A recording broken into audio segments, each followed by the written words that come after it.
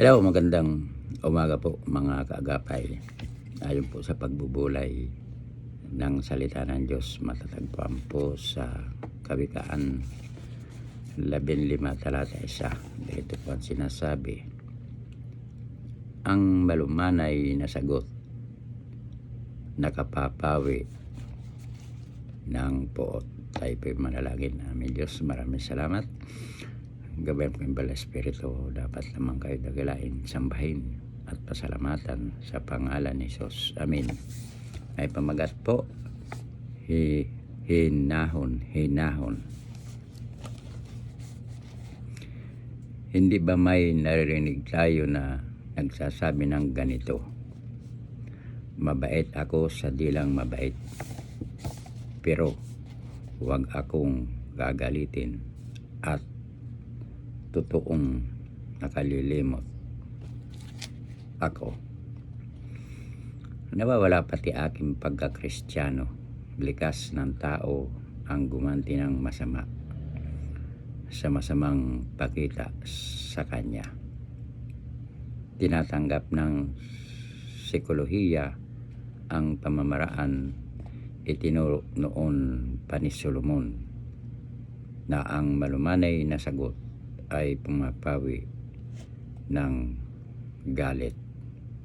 Isa pang sinabi ni Solomon sa Kawikaan 14 talata 17 ay ganito, ang taong mainit ang ulo ay nakagagawa ng di marapat, ngunit ang mahinahon ay lagi nang nag-iingat.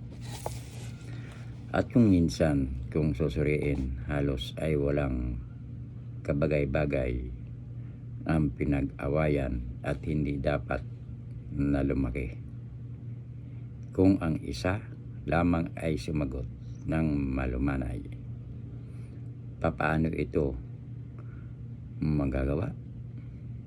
Mahalagang isuko ang sarili sa Panginoon at pag ang kanyang kapayapaan ang naghari sa atin, ang kapangyarihan niya ang makapagbibigay ng katahimikan.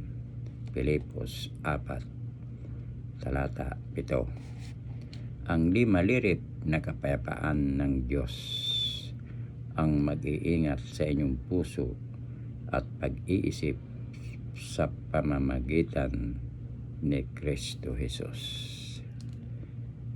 Pag ang kapayapaan ng Diyos ang nasa iyo, kahit sa biglang daluyong ng galit ng kapwa, kapayapaan at kahinahunan ng sarili ang madadama. Ayon po sa pinagbubulay-bulayan, ang malumanay na sagot, nakapapawi ng poot. Kawikaan 15 talata 1. Tayo manalangin. Panginoon Jesus, nais ko pong maging mahinahon, malumanay sa mga panahon ng pagkagalit. Tulungan mo po ako na sumunod sa iyong halimbawa ng kahinahunan. Ganon din po, Panginoon Diyos. Dalangin ko po ang aming apo na si Chuchay hanggang ngayon ay nakaratay sa karamdaman. Patuloy po, Panginoon, pinagkakatiwala namin ang inyong paghipo sa kanyang kagalingan sa pangalan ni Jesus. Amen.